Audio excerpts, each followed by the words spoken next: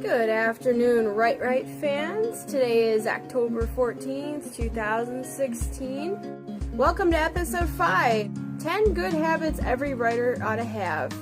Number 1, make sure you eat something and stay hydrated before you sit down to work, before you sit down to write your manuscript, because when your inspiration hits, you're going to want to be able to just get right in there and just write like crazy. And the last thing you want when you're in the middle of some pivotal scene is your stomach growling. Well, provided you even notice in the first place. And maybe later on you could get, some M&Ms or something like that, just to give yourself a little bit of sugar to kind of keep you in there.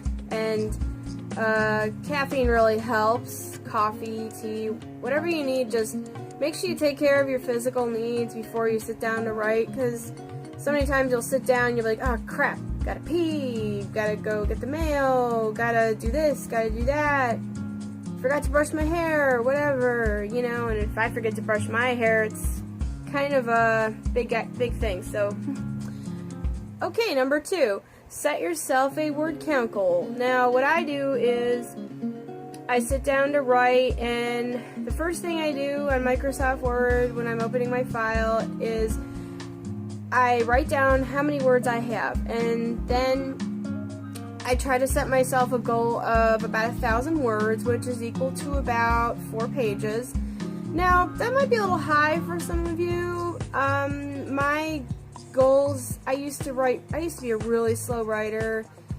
It took me 5 years to write an 18,000 word novella, okay, but I've since really increased my speed. Since May, and it's now October, I've already written 30,000 words in one book and 10,000 in another, so I've really picked up speed. And I find that having a time constraint can also increase my productivity. And so I guess if you're a newer writer, start off with small goals, like maybe 200 words or something like that, which is about a page. Start with small goals, work your way up, and sometimes it's kind of fun to see how much progress you make each day. So then, like at the end of your day, when you see how many words you've accomplished in that time period that you've set aside to write, it really can motivate you. Sometimes you'll be like, oh, I did 900, let's see if I can do 1,000, or something like that. I gotta say, my largest word count to date was 2,056 words, and that's actually what Stephen King does. He writes about 2,000 words a day, which is anywhere from 8 to 10 pages. I think that's a little high, for beginners, but hey, if you can do it, go ahead and maybe try to participate in NaNoWriMo, which is National Novel Writing Month, which takes place every November. I'm kind of trying to bust my tail right now to finish my upcoming novel. It's called The Ruffie and Redeemer, and it's about a gang of teenage boys in the Great Depression. It takes place between 1932 and 1933, and they just terrorize their town, and nothing can help them except maybe some divine intervention, which hits them in a way they never expected. So, as of right now, there's still some free downloads left. You can read it for free online for a limited time on inkit.com. That's The Ruffie and Redeemer by Andria Redlin. So, check it out, give me some votes, see how it goes, a couple reviews, and I'll really appreciate it. Thanks. Okay, number 3. Don't go anywhere without a pen and paper. Whatever your writing tools of choice are, don't go anywhere without them. You never know when your inspiration is going to strike, okay? I've been known to be doing the most mundane tasks, like doing the dishes, scrubbing the toilet, when it's like the light bulb just goes off in my head. Oh my gosh, that's the problem. I got the answer to my problem for that one scene. Write it down, because if you don't write it down, you're going to forget. I know. I've living by experience.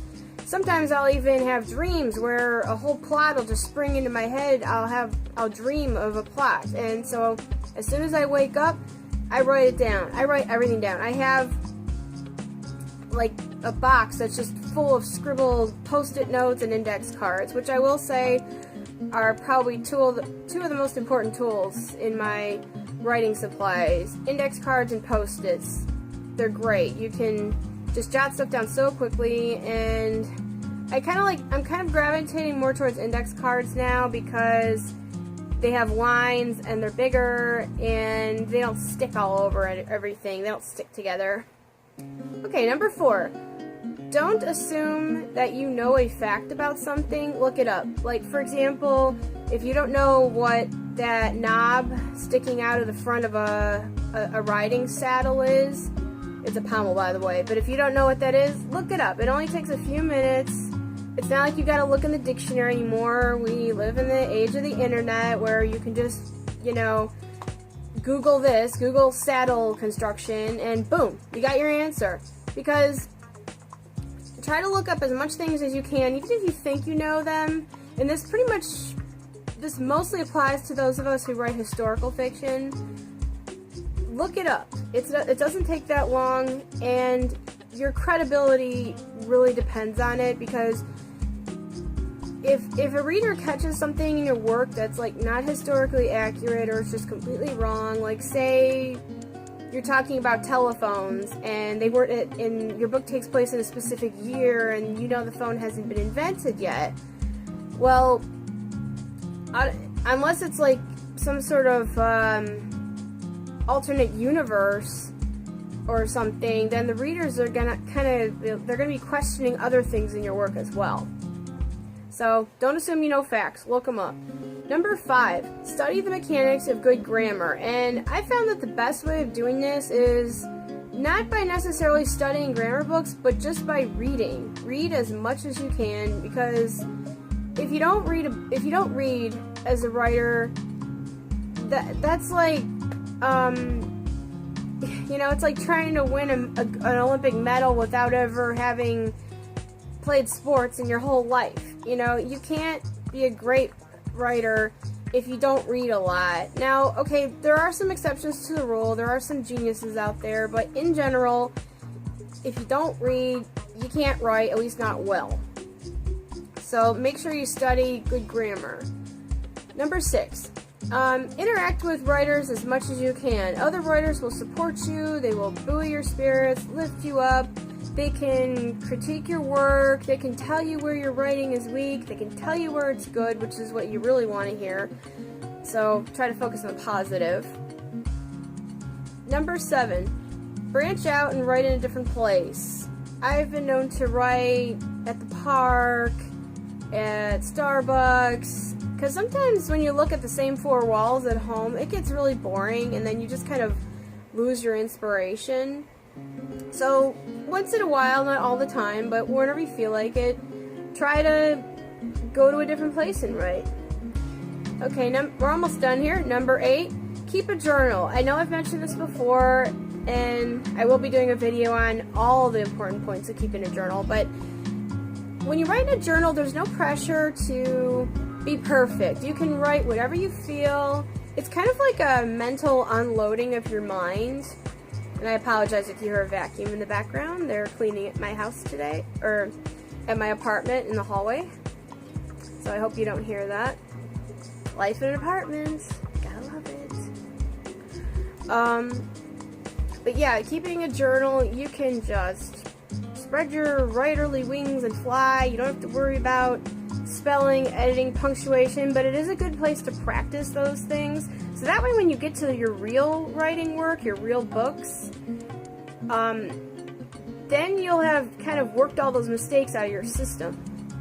Okay, number 9. Now this is how I avoid writer's block. Okay, have more than one book project going at the same time. If you're stuck in a scene and in one of your books, keep a file open of your other book in Word or whatever program you use, and write on another chapter in another book, because you'll feel like you had a fresh start. You'll get your steam going again. And let's face it, I know that sounds almost like you're cheating on your first book, with a mistress or whatever, but if it's a lot better to be writing in another project than to not be writing at all. So that's what I used to do. I used to be like, oh, I shouldn't, you know, write this book until I finish the next one, but then I wasn't getting any writing done at all. So I've discovered that I am way more productive when I work on more writing projects at the same time. I have 4 fantasy books going right now, which is a little much. I know. I can't stop. I think I write just to shut up the voices in my head.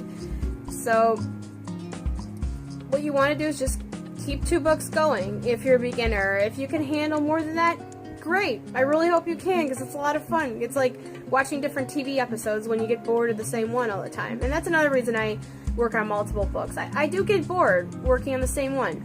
The Ruffie and Redeemer, I absolutely love this story, but I'm getting so tired of researching the Great Depression right now that I'm ready to just jump back into medieval fantasy world, you know? Okay, number 10, and this is really important, and I know this sounds kind of obvious, you've probably heard it before, but stay positive. When you stay positive and you wake up every morning, or if you're a writer, you go to bed at 3 a.m., it really, really helps a lot just to tell yourself good things about your work. Don't focus on the negative stuff, because it's just going to drag you down. Just focus, just tell yourself, boy, I really did a great job on that chapter yesterday, or this book is just cooking away, you know, or whatever makes you feel better. Just say, I can do this. Don't give up.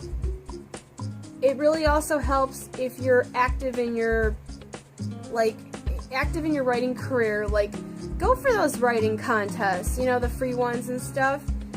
Like, go for the contests, submit articles to magazines, newspapers, and when they accept those articles of yours, that's concrete proof right there that you really are an accomplished writer. And I'm speaking from experience. You gotta stay active in your career. You gotta always have something planned. Plan a book signing, get your book into the library, join writing groups. Always have something going, and that's another way that having a writing support group can lift you up, because you keep each other positive. Because let's face it, nobody understands a writer quite as much as another writer.